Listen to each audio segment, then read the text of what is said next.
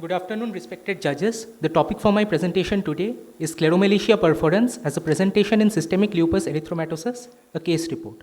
Systemic lupus erythrematosus is a chronic autoimmune multisystem disorder with strong predisposition in females of childbearing age. Ocular manifestations are seen in 33 to 50% of the cases. It is associated with significant visual morbidity and is a marker of overall systemic disease presentation, and in some cases it may even precede systemic disease manifestation. The most common ocular manifestation is dry eye syndrome. However, the most visually threatening sequelae occur secondary to optic nerve involvement and retinal vaso-occlusion seen in lupus retinopathy. Vasculitis, vasospasm, and immune complex deposition has been observed. A few cases also have proposed a type 3 hypersensitivity reaction due to immune complex deposition. Now coming to our case, it was a 49-year-old female patient presented with non-specific irritation and painless progressive blurring of vision in left eye for last 6 months. Systemic examination was done. There was no history of joint pains on stiffness, and the rest of the systemic examination was normal. On history taking, there was no history of ocular surgeries or radiation exposure in the recent past. Now coming to ocular examination, we observed the visual acuity. The eyelids, there was a discoid scaly rash over the lower eyelids with discrete scaly lesions and meibomian gland dysfunction. Cornea showed a peripheral thinning in the supertemporal quadrant of left eye. This shows the clinical presentation. There was a grayish discoloration over the supertemporal quadrant with areas of scleral plaques and dilated and tortuous vessels. However, there were no signs of vascular congestion. We proceeded with rest of the ocular examination and was found to be normal. Now coming to the fundus picture, dilated fundoscopy was done. There was bilateral deep cup. However, there were absent signs of lupus retinopathy or choroidopathy. Diagnosis was a dilemma. Radiographic examination was done and it was found to be normal. We proceeded with laboratory investigations. Ultrasound B scan was done to look for signs of incipient posterior scleritis, and it was found that the ultrasound B scan of both eyes were normal. Now coming to the rest of the investigations, liver function test showed elevated levels of alanine aminotransferase and aspartate aminotransferase. Complete blood counts on repeated episodes were found to be normal. ESR and CRP levels were also within normal limit. Now we initiated treatment with frequent use of lubricant eye drops and oral corticosteroids in a tapering dose. However, there was worsening of clinical picture with oral corticosteroids alone, with coalescence of the scleral plaques and areas of uveal show. We consulted medicine and rheumatology department, and there were positive antibody features of anti-double-strand DNA and anti-Smith, and it was diagnosed to be a case of systemic lupus erythrematosus as per the criteria by American College of Rheumatology. Now, prompt and effective immunosuppression regime was started with methotrexate and cyclophosphamide and with folic acid supplementation. However, biological agents was not used in our case. The patient showed gradual improvement in clinical signs and symptoms and was discharged with a tapering dose of oral immunosuppressants over 6 to 12 weeks and counseled for regular follow-up at the rheumatology and ophthalmology department.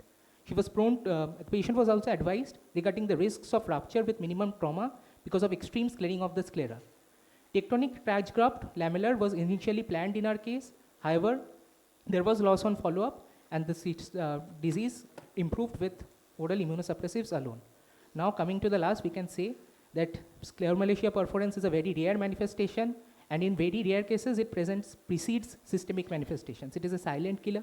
It leads to there are no symptoms present initially, and the patient presents only when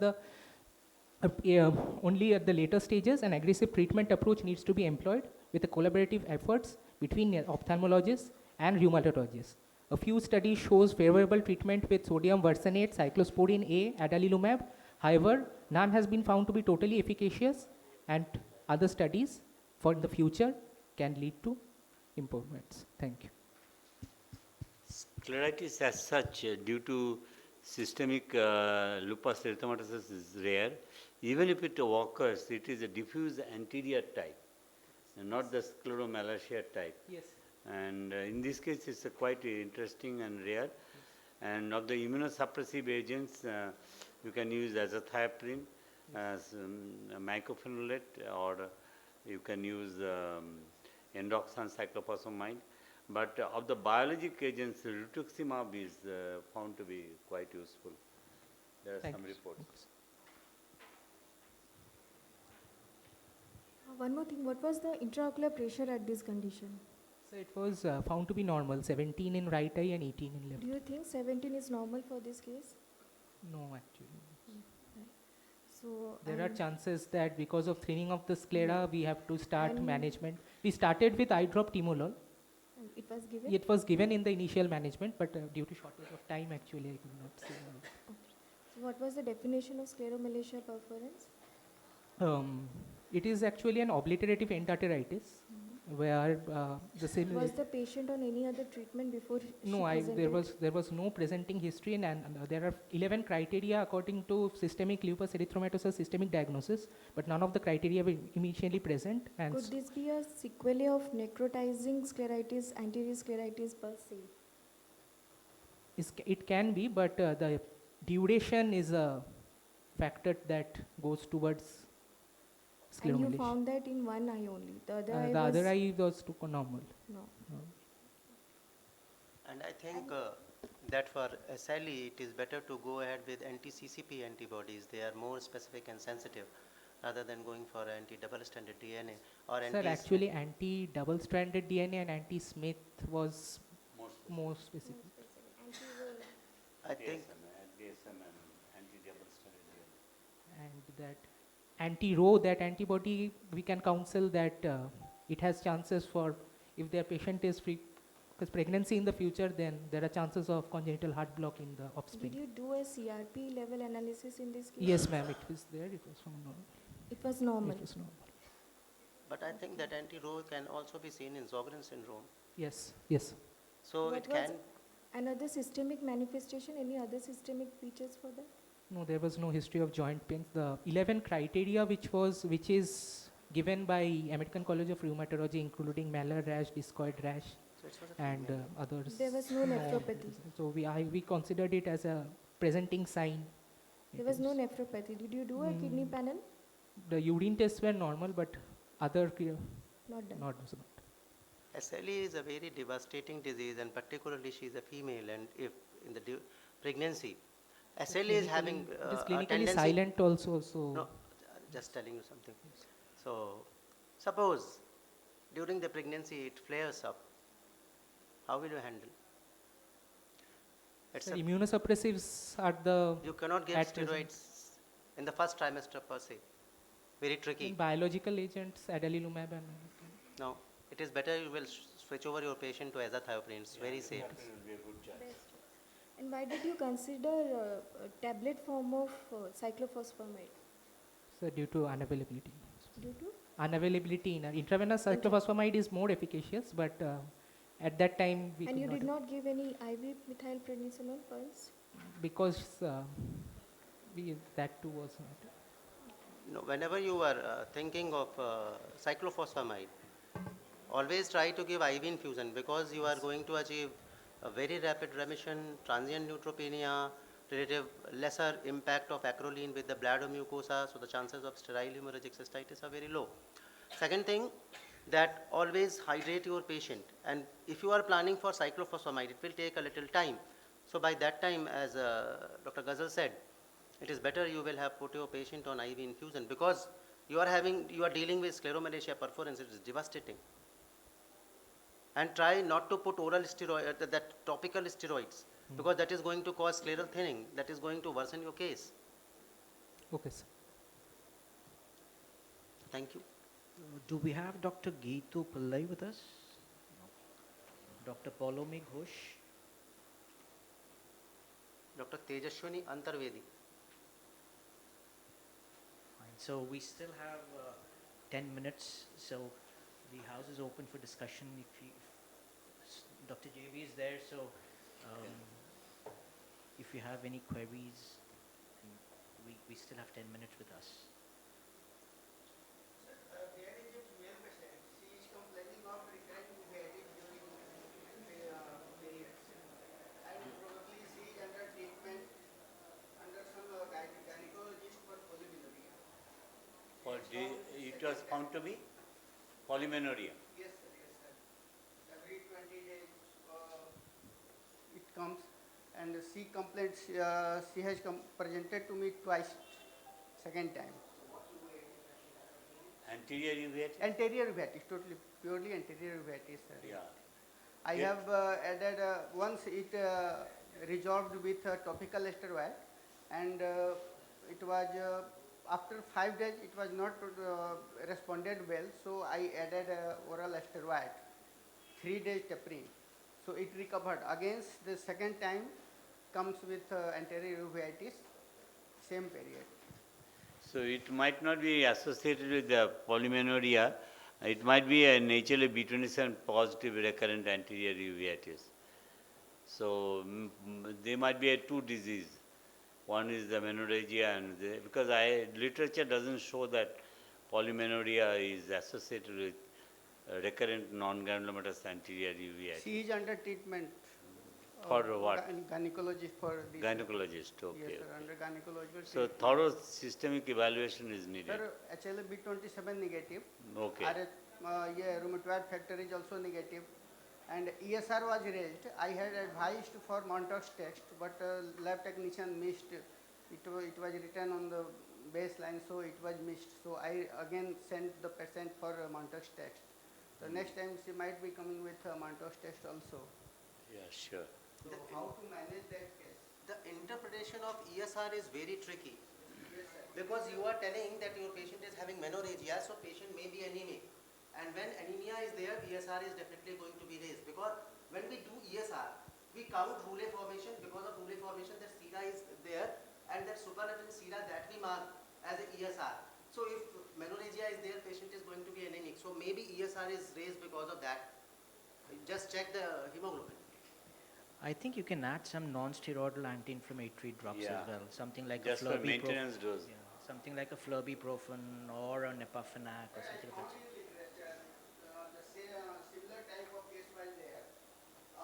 That patient was 26-year-old, and she was taking this one, enovular, that is contraceptive pill.